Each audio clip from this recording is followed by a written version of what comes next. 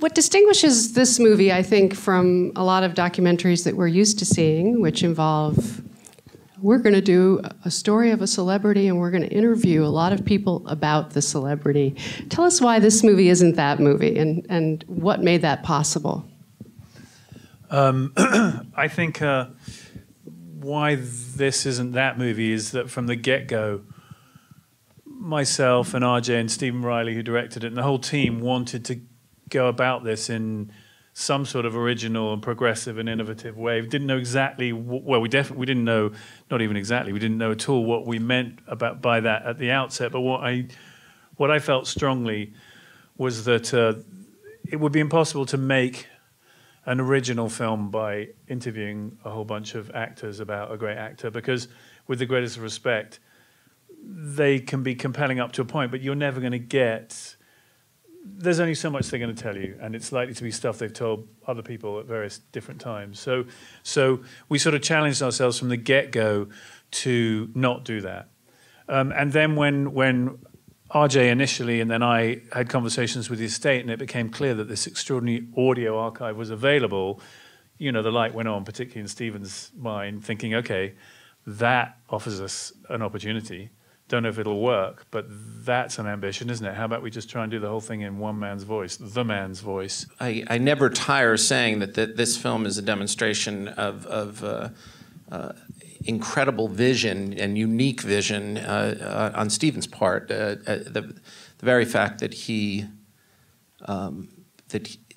lived with this material for years, really, and that he wrote, edited, and directed this film, which means it was basically him and Brando rattling around in his head, is uniquely specific. You asked why... It's a little disturbing, actually. Well, I'm sure to his closest friends.